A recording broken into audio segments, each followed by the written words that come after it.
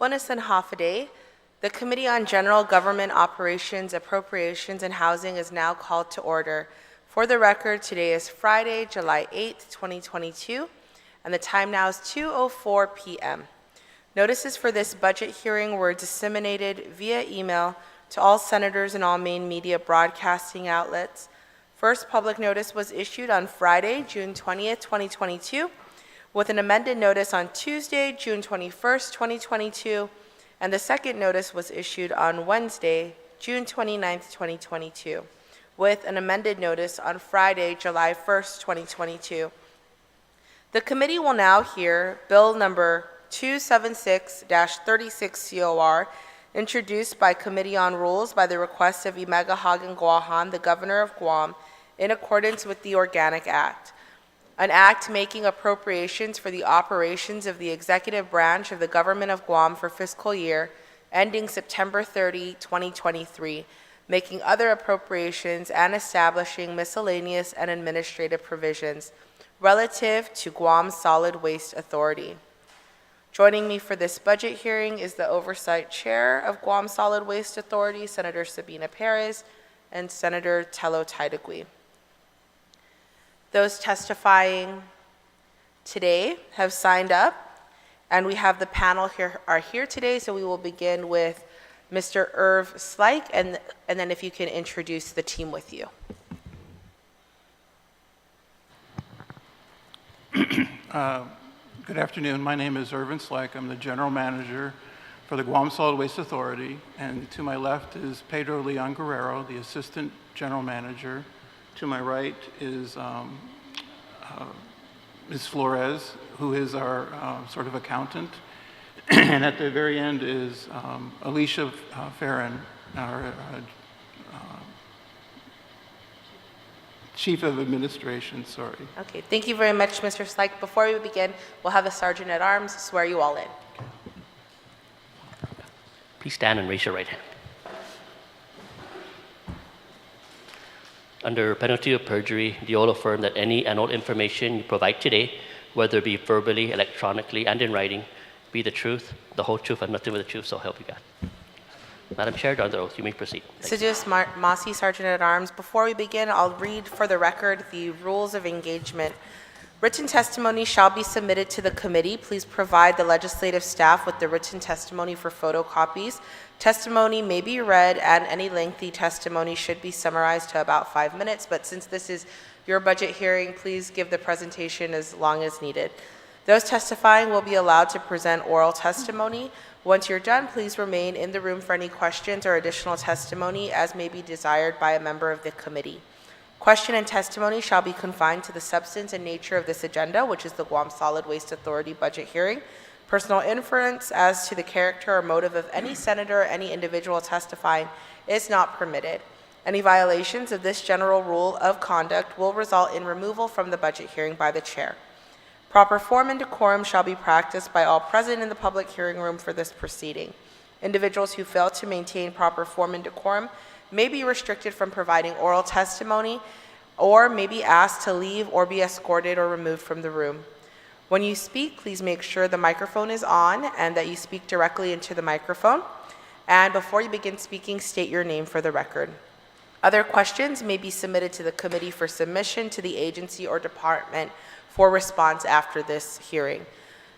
All right, we did the swearing in, and now we will begin with the testimony on Bill 276-36, Guam Solid Waste Authority. Mr. Slike. Okay. As I stated, my name is Irv Slike. I'm the General Manager. And for the committee's indulgence, I'd like to explain a little bit as to how I became able to be sitting in this chair today. It started back in 1997. I'd been married to my wife for about 6 years. We lived in Leesburg, Virginia, and my wife had a position with Parsons Brinkerhoff. She was a licensed real estate appraiser, and she worked for the company to assist FEMA in disaster relief. And it was towards a few weeks before Christmas, my wife would come running into the room late at night, worried about this thing called PACA. And I think after 6 years, I learned sort of how to tune my wife out, but it became apparent to me that she was concerned about a typhoon that was heading towards Guam, and that was going to be one of her assignments, was that disaster relief. So I didn't see her for probably mid-January. She was working 2 disasters, some flooding in Philadelphia and then the hurricane relief here in Guam. And she would come home from periods of time, and I would talk to her late in the evening or very early in the morning, and she would relay stories of conversations she's had with people on Guam. And the conversations were always, "You don't need to worry about us, we're fine, I'm glad you're working on this project," but people could hear how tired she was, and they were saying, "Oh my goodness, when was the last time you saw your husband, went to sleep? Are you eating okay?" She would come home and say, these people were more worried about me than their own situation. They said, "Oh, I have an uncle, he has a generator, we're going to barbecue some meat." And after the disaster was over, we had a conversation in our kitchen, and she said, we'd always sort of thought about retiring in Florida because we owned property at the time. But she said, we should kind of think about Guam. And that was in '97, probably January or February. And then I got a call about 2018, I think, from a recruiter. And he said, "We've got a general manager's position open in Guam. Are you interested? And I need an answer soon." And I said, "Talk to my family." And he said, "Well, you got to let me know tomorrow morning." So I go home, and I'm eating dinner, and my oldest daughter was a year away from undergraduate classes, and my youngest was still a year away in high school. They were having, a lively conversation at the dinner table, and I just thought to myself, I can't do this to them, take this job. So I called the guy the next day and said, "Well, I'm not interested." And then about a couple days later, I think I was washing dishes with my wife, and I just said, "Hey, this recruiter called, and he had a position open in Guam," and I kind of turned him down. And she says, "Guam? You turned down Guam? What's the matter with you?" And when my wife tells me, "What's the matter with you?" I know I'm in kind of trouble. So long and short of it, the position came open in 2020, and I applied for it, got to talk to Alicia, and that's how I arrived here. So with that, we can start the presentation. Our budget is put together with a couple things in mind. One is the pandemic, so we're coming out of the tail end of it. The commercial tonnage coming in, the revenues are getting better than they were in the previous 2 years, and that's reflected in the '23 numbers. The other thing we've done is we have to recognize our workforce needs to be compensated. So that's the climate that we're in, and we've included a pay increase with this budget. You can go to the next slide. Just for the record, I want you to know that the people that are standing in the picture are the staff of Guam Solid Waste Authority. And in my 37 years, I've never met a more hardworking, dedicated, competent, and generous staff that I have here. These people have made me feel welcome. I'm still separated from my family, and they're the people that make it very enjoyable to come to work every day. So I just wanted to say that for the record. You could go on to the next slide. The expenditures. So personnel costs, I said we've included a 2-step increase, so that's included in that number. Can't read that. The contractual number is based on some of the receivers' contracts that are suddenly becoming either expired or renewed, and we're seeing advantages in getting those put out to bid, competitively bid, and or the renewals negotiated. So we're going to be able to see savings in that number. We haven't reflected it, but those will be anticipated in the 23 budget. The miscellaneous account looks rather large for a miscellaneous account, but $2 million of that is for debt service. And then the other major portion of that is the assistance that we give to municipalities. And so that comprises our expenditure side. You could go on to the next slide. The revenue report is, again, very conservative.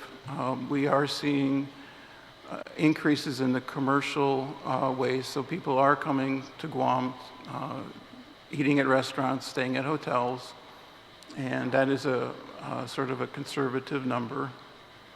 And we feel that we'll be able to meet or exceed that coming in 2023.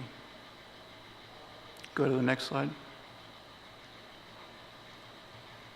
And it gives you our revenue projections. You could go on to the next slide. So we've recently instituted a payment option for our customers, so they are able to go into the water authority and or the power authority to pay their solid waste bills. And from the feedback that we've heard, that's been very convenient for them and lots of positive feedback.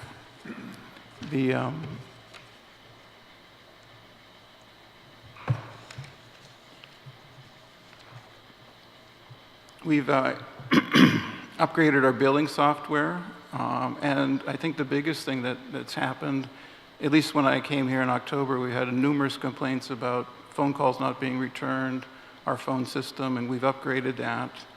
Had a few glitches, but I think we've been able to work through those things. Last year, July, before I came here, they completed cell 3 construction, so we're actively filling that. And that should have roughly another 8.5 to 9 years of life before we need to build another one.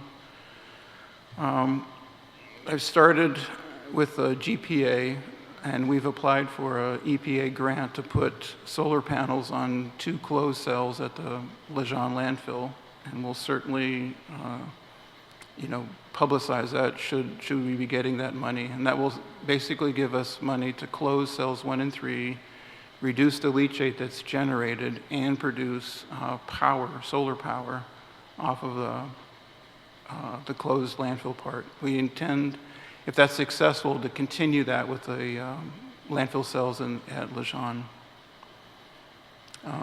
We've been working with the governor closely to look at the island-wide collection initiative, and we've waiting to find out, if that's to come to fruition or not. You could go on to the next slide.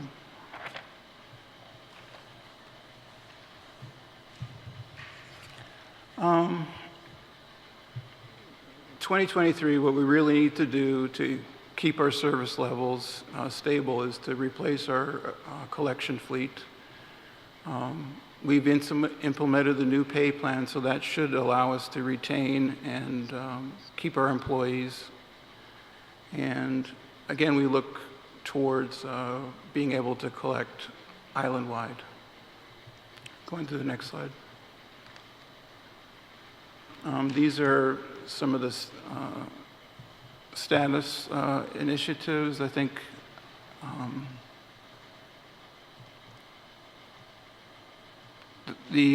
what we've been trying to do with our staff is to enhance the permanent government employees and reduce our use of the temporary services. And that contract, like I said, we're renewing some of the receivers' contracts. That's out on the street right now, so we should be able to award that and probably see some cost savings due to that. And the next slide, please. We have 3 requests with this budget request. We request the authorization to expend our funding sources received for the purpose of 51A. And we also request that our funds not be transferred out to any other department for any purposes. And that we request that the annual budget, even though I've thoroughly enjoyed this presentation, to be exempt from the legislature's approval. And that should complete my presentation. I'm open to any questions or comments that you have. Thank you very much, Mr. Slyke. We'll begin with questions from your Oversight Chair, Senator Perez.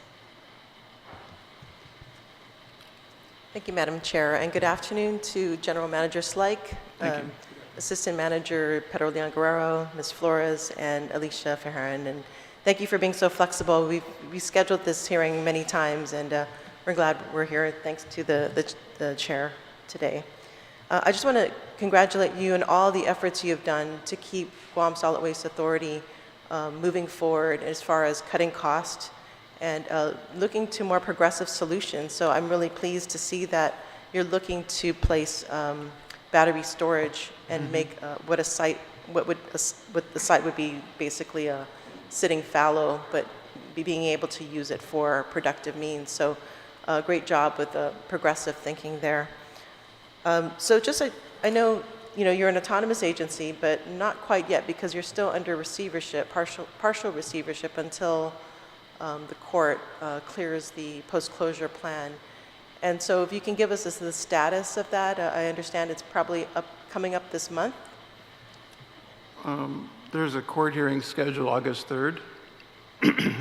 We had a discussion yesterday, and after Guam EPA as well as myself kind of reviewed the performance of the cap at ORDOT, we've noticed a year-over-year increase in the amount of leachate that's collected, and this is also shared with the federal EPA.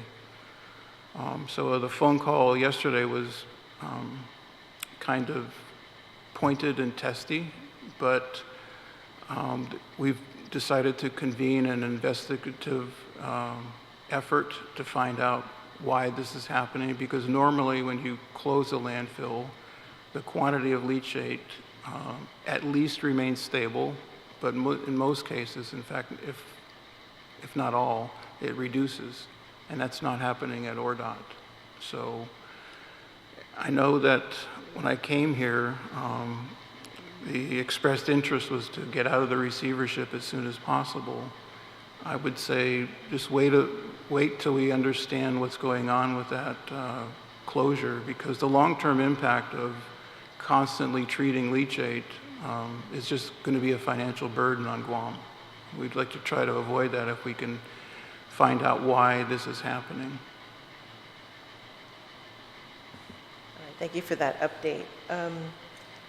And first of all, thank you for choosing the job. I think it's it was so important to find a replacement for Larry Gass. And well, I can say in '97, all the inspectors that visited the island said it was picture-perfect postcard, and they were not lying. So I found that out as soon as I, was able to tour the island. So. Yeah, that was such an important piece for getting off, at least partially off the receivership, is having a competent general manager. And so we're really lucky to have a series of those. Well, I forgot my staff to my right, so yes, I might be a little yes. less competent. So. Yes, thank you. Yeah, absolutely, and thank you to the staff as well for keeping the institutional knowledge and really the commitment it takes to make it through. I mean, this was such an ordeal. The receivership was such an ordeal, and to have steadfast people in the agency as well as in the board of directors, I think was really critical. And just to let you know that we are here to assist as well. So yeah, I think a lot of the questions that were covered, but I just want to kind of point out a couple asks that you've made. So one is the being exempted from legislative approval. I believe that is, maybe we can talk about what is your anticipated revenues, because I believe in the last conversation it was more than what was listed in the budget. If you can clarify what the projected amount is. I believe what we are going to present to our own board the end of this month, I think we're on track for 19.1 million, 19.2. Okay, and then what we have here is 18.9 million. Right. Yeah, so that was perhaps also one of the asks, is to ensure that whatever monies you collect is going to go. Right, I think the difference is the ARPA money, and so we've gotten word from Bertha Duenas as well as Lester that that is still going to happen in 2023. Yeah, so generally with the budget process, we deal with the local Right. collections, and we don't really, we're not here to appropriate the federal dollars, but that's just also part of the budget process, just reporting that to Right. the legislature. It's our full intention, if we get the kind of cost savings that we expect from the different contracts, to use as little as that ARPA money is necessary, that we need to rely on the monies that we get from fees to run the agency. Yeah, so that's one of the challenges, right, during the pandemic, is there was a shortfall. And so if you can maybe confirm what amount was used from the COVID relief, how much actually was used to cover the shortfall? We've sent reports in, but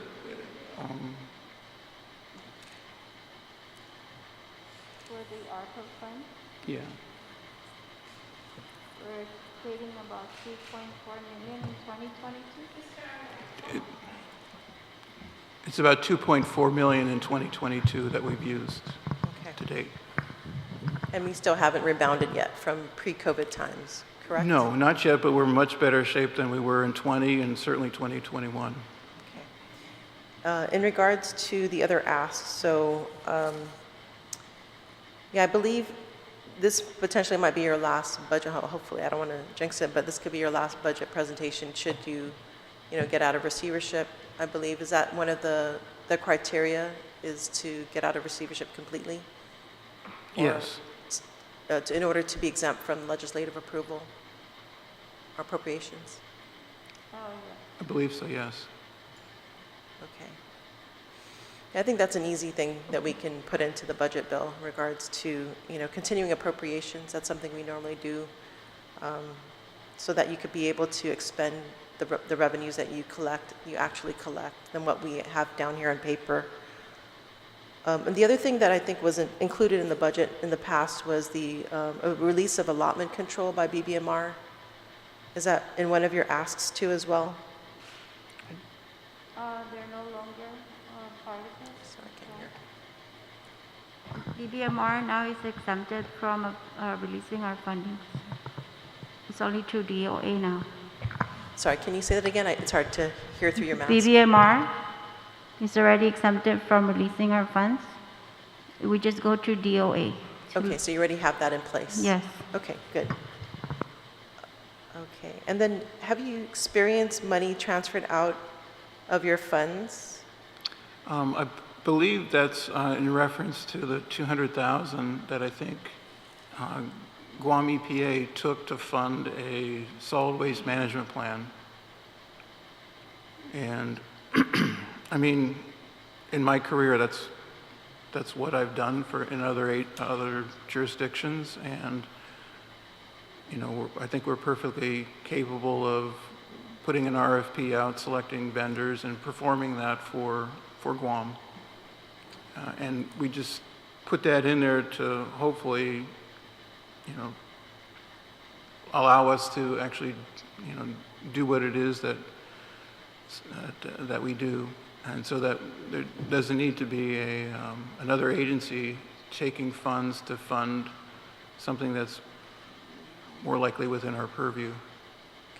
Is that statutorily required, though? I need to go back and check. The solid waste plan? The transfer funds, is it written in statute? Is that something? I don't believe so, no. Okay. All right. And have you discussed this with the EPA? I did, yes. And what was their response? It was before my time when I came here, but I think they're in general agreement that, they would be happy to allow us to do things like that in the future, whether it's, recycling studies or, looking at new technologies such as waste energy or any of the other forms of solid waste management. Okay. And then as far as personnel, I see you have 44 FTEs or 45. And in your presentation, I believe you said there are no vacancies, and then you have a pay plan. So is that you have the sufficient amount of staffing? Yeah, we're reviewing that right now, and I think Pedro has the exact numbers, but it's the goal to try to look at what we need to serve the entire island with our collection fleet and so on, as well as there may be additional needs in terms of engineering and or finance people in the future.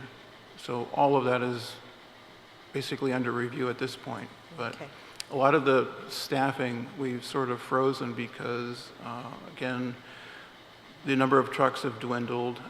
We are running a double shift on a few routes. I think we've advertised that.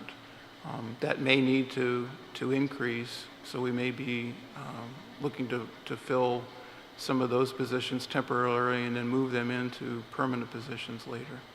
Okay. So it's a moving target, basically. It's kind of a moving target, but the overall thrust of it was we don't want to hire, any more people than we need to based on our current circumstances. Yeah, if I recall, like during the receivership, it was contractual labor, or was there a lot of in-house staff? And it's, since I came here, it's our goal to make those good temporary people permanent, because they've been temporary for a good number of years.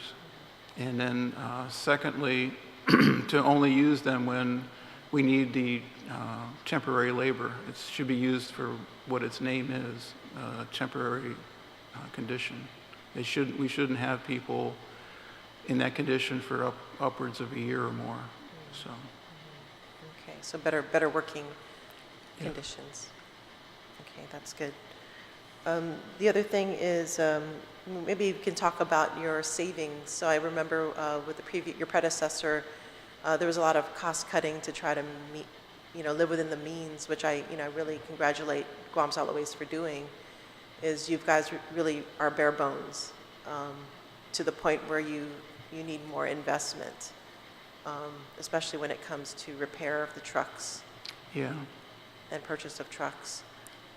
But I do notice that you have, through the years, even though I guess in response to the reductions in revenues, you also responded by reducing your expenditures, which is, if maybe you can explain how you're able to do that. Well, it's something I've learned being in the business and operating enterprise funds and or working on the private sector. So if you can't control the money coming in, then you need to look at what's your core business and then look at things that you can reduce. And so that's what we've done. We've looked at renegotiating contracts. So, for example, the household hazardous waste, we're going to be putting that out on the street, and we hope to get, based on quotes that we did initially, potentially $400,000 in savings. We've looked at the Green Group who operates the Lejeune landfill, and we've got tacit approval for at least $800,000, if not more, savings year over year with that. And that's just, part of operating an enterprise and or an authority, balancing the revenue and the expenditure part of it. Yeah, and this is something that was talked about, prior to the ending of the partial ending of the receivership, is that with the that ending of the receivership, we're going to be saving money, and so, thank you for putting in the work to do that. Mm-hmm. I think the question too, perhaps, in your presentation, you included the implementation of the island-wide collection program. And then I also see in your ARPA funding, at least the allocation listing is $3 million. But if I recall that the amount to do something, to implement such a thing, was on the ballpark of, I believe, $7 to $9 million. Is that correct? Correct. And that was predominantly the carts to provide for the additional 18,000 residents to serve both the trash and recycling, as well as the equipment. The fleet is very aged, so we were looking for 4 large electric trucks, 3 smaller electrics, and the support in terms of personnel and office space to handle the influx of customer questions and customer service that's normally happens when you roll out 18,000 or 36,000 new carts. So all of that money was for that effort. What we've been allocated to move forward with is the truck purchase, because those are desperately needed. And we'll be shortly putting that RFP out on the street to see what kind of responses we get and what kind of pricing. I recall too that the chairman of the board of directors was saying that they were finding that there was more piggybacking happening. Yeah. So when I came on board, I looked at the plan for the island-wide, and it had an increase in tonnage going to Lejeune, as well as trucks and personnel needed to collect the refuse. So what I did was sort of step back and look at the tonnage that the landfill actually received, because it's the only permitted landfill on the island, and then looked at the current population and did, a normal waste generation per population. And it turns out that the tonnage that Lejeune receives year over year is roughly what the population of Guam should produce. So that the assumption that if you had 18,000 residents, you're going to get that much more refuse didn't seem logical to me, because if you looked at that refuse, it was, I think, roughly 60 dump trucks per day that needed to be collected or moved by individuals and put someplace. And I just said, if you've been doing that since the receivership started back in 2008, somebody would have noticed that. I mean, you can't have that much trash squirreled away someplace, or a lot of places on Guam, without it being noticed. So I think what's going on, and this happens, it's not a Guam thing, but it's called piggybacking, where a family may share a bin, or a neighbor, or people take it to work, and drop it off at Home Depot or behind a grocery store. And so, in a way, we're still collecting all the refuse that's generated. It's just not in one of our containers per household. There's households that are sharing them. Okay. Would that maybe change the island-wide program? So I may go back in history to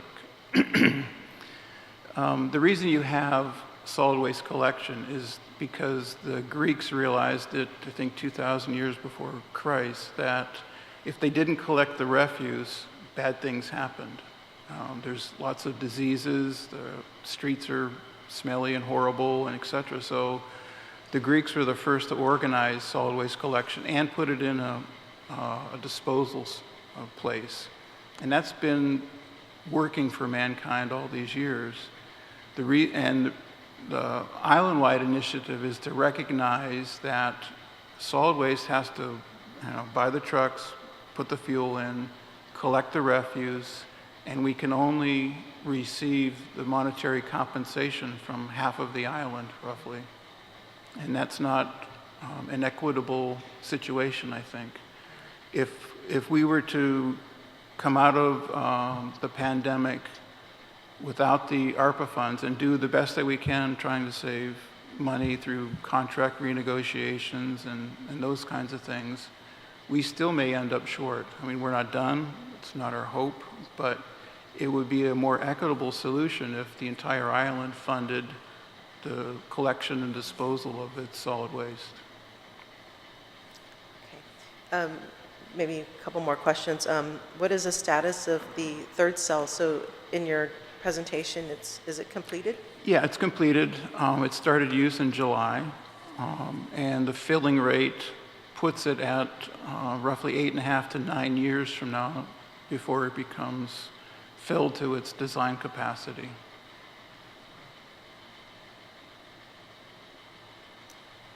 Okay.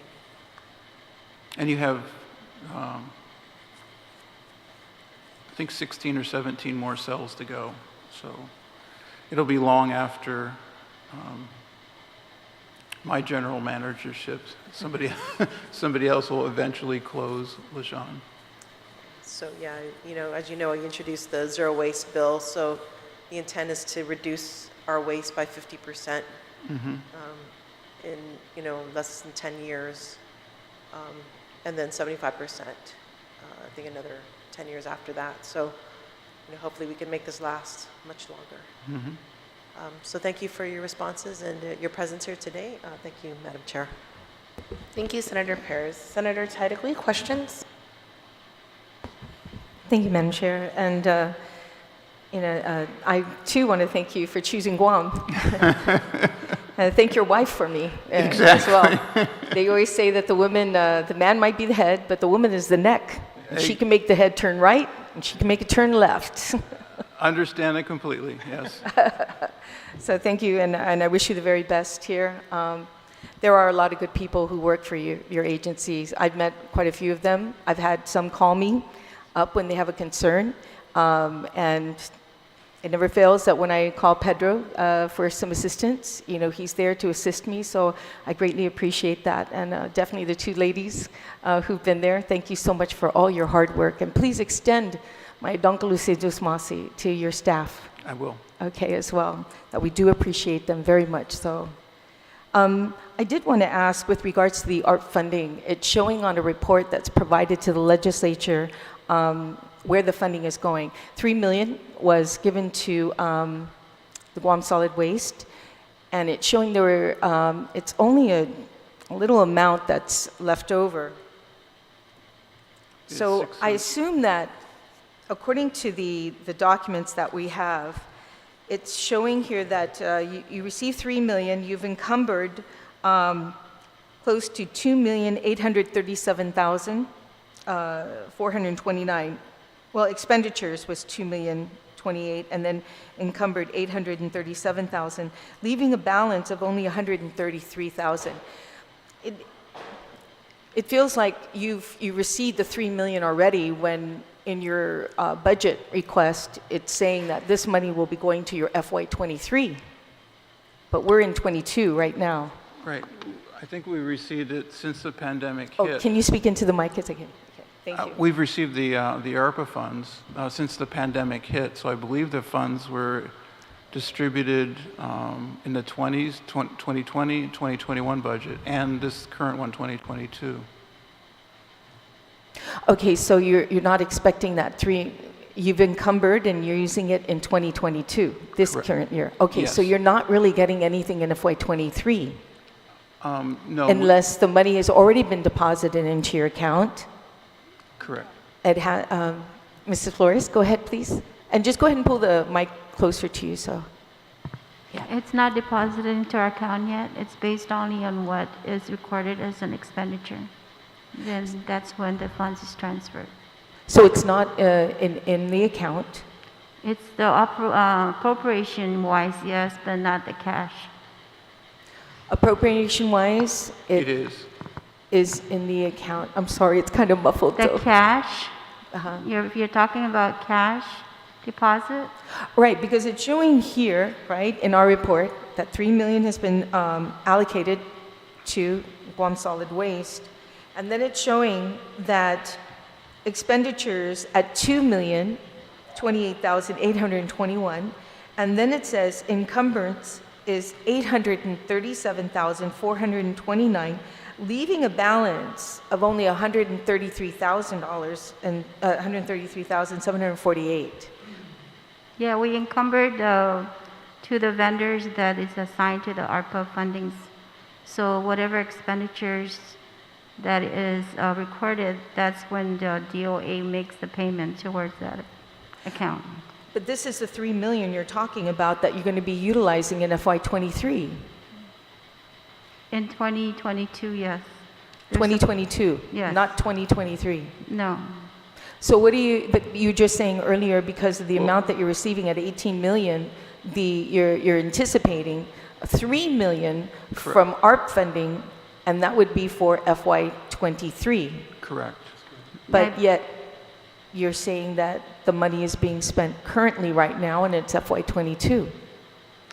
I think, to my understanding, the ARPA funds that was awarded to solid waste is around 7 million. Yeah. So the It was how much? 11? 7 million. Oh, 7 million. Yes. Yeah. So the breakdown is the 2,500,000 some was expense in 2021, and then the 2022 around 2.4, and then there's be a 2023 another 3 million supposed to be appropriated. So it's a total of 7. Correct. Okay, and it's all ARP funding. Correct. Okay, well, I'm only showing 3 million here in the report that's provided, so I'll talk with you later on this. I don't want to belabor it, but to try and figure out, we'll combine our books together and see what we're missing here. So, also, go ahead. Indicated, I believe, on the report that was submitted to the legislature. This report.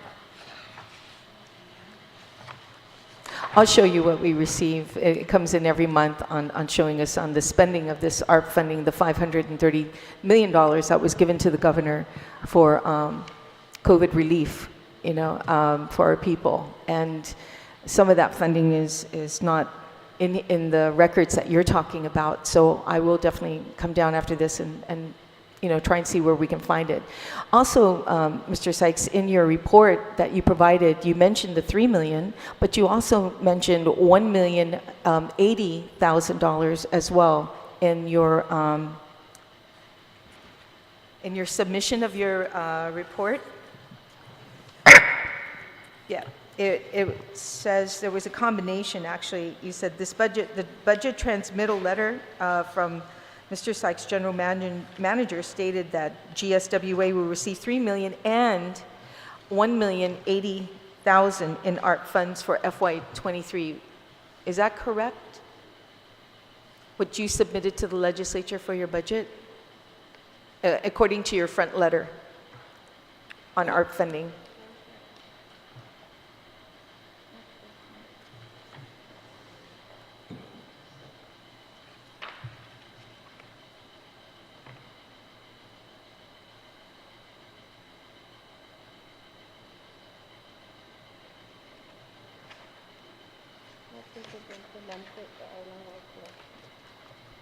Are we part of the island one?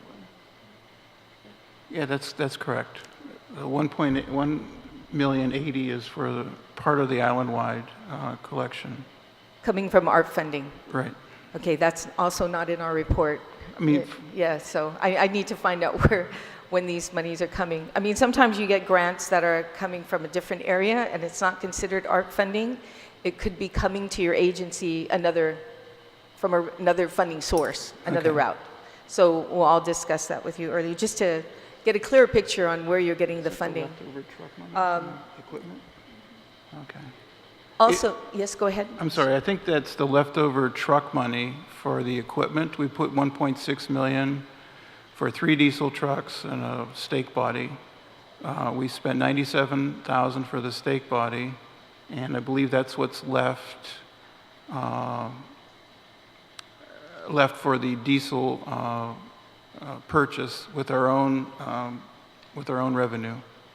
So it sounds like you received a little more than 1.1 million, and then you spent 93, and meaning you have left over 1,080,000. Is that what you're saying? Yes. Yes. Okay, and that is ARP funding again.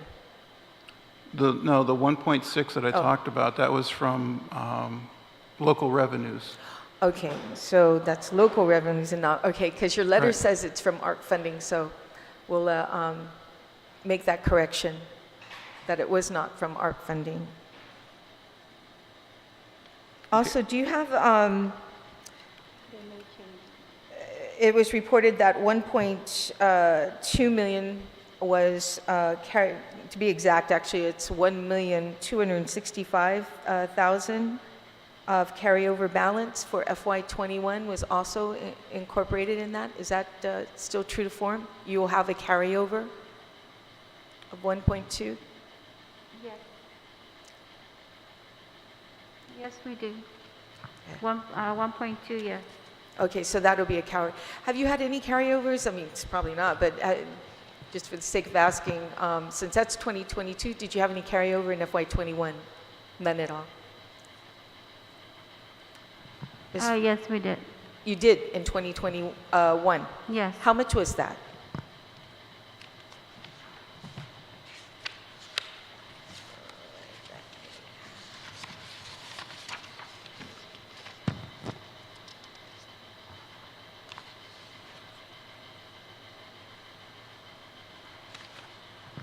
I'm going to have to get back to you on that one.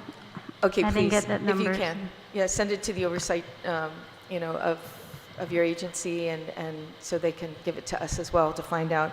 It's very important that, you know, when you close your books, if you have any carryover, especially in FY 2021, did you spend that? And what did you spend it on?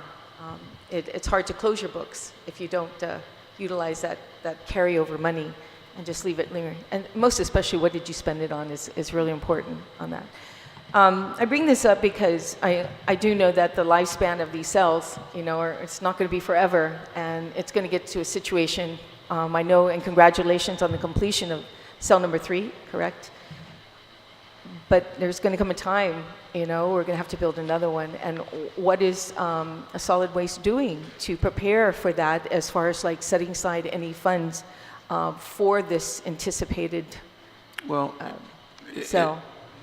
You're correct. It was one of my concerns when I got here on the island to find that, especially given the history of ORDOT, where there wasn't sufficient funds to properly close it, and that's why you went into receivership. We were frankly not putting enough money aside for the eventual long-term closure of Lejeune. And so that's why I looked at, you know, creating the revenue from the solar panels on the closed landfill, applying for an EPA grant to fund, you know, $3.4 million out of that closure. And when we petitioned to receive some money from the recycling initiative, the zero waste, you know, we said in the testimony we would use that money, which is our full intent, to fully fund equipment or replacement fund, as well as the closure of the Lejeune, to properly fund that.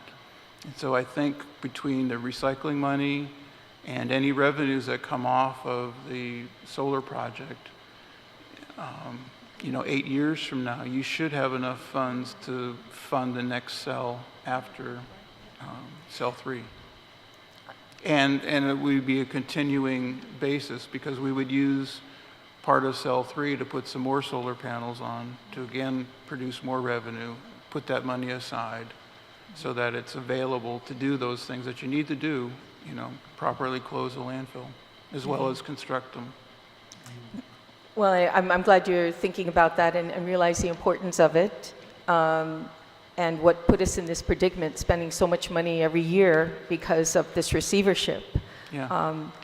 That if you can provide us, you know, I mean, I know you just came on board, this would be a great opportunity that every year when you come to this legislature requesting for funding, that this fund is set aside for just that purpose alone, so that we're not going to be in a situation in 8 years and not have the funding for it. May I also recommend, and I'm glad you're looking at all the EPA grants and all those opportunities, but may I also recommend to look into the infrastructure Investment and Jobs Act funding that's been awarded to Guam.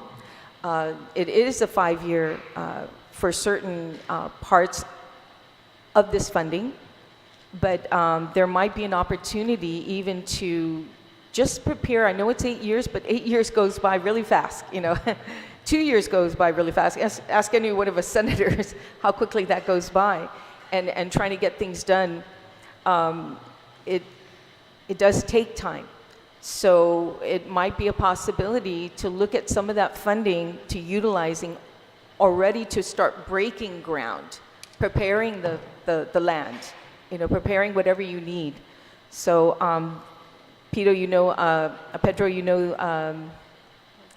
Tyrone Taitano is overseeing this grant, and also there's, I think, another $1 billion in grant opportunities, but it is competitive, that you look in that direction too, because it's infrastructure, and this will be very helpful. Well, just so the senators know, when I first got here, I had a conversation with the landfill operator, and so they are taking cover soil out of the future cell 4 and using it as daily cover, and they'll be applying final cover on cell 3, so that when I looked at the construction of cell 3, pretty close to $2 to $3 million was just spent on digging the hole. Wow. And we could do that over 8 years and save that money, as well as do what we're supposed to do, which is cover the refuse every day. Absolutely. Well, So. thank you for that. Also, one of my concerns too is the carts you were talking about. There was a situation not too long ago where residents couldn't even get carts. They were behind. So the status is 36,000 carts coming in. Is that what you mentioned earlier? And That's with the island-wide. We will not initiate that expenditure because it's 90 cargo containers of carts, and there's no way to store them and or distribute them. So what we're doing is ordering, I think, 2 cargo containers per trip. There's 2 to be delivered in August and 2 more in October. And that's how we're replacing the customers that need carts that are damaged and or new customers. What is your waiting list right now? We actually don't have a waiting list. We're caught That's up. good. Oh, that's good to hear. Yeah. Okay, very good to hear. But it's again, with the supply chain challenges we have, we can't get carts as quickly as we did in the past. So we're trying to anticipate that and order ahead.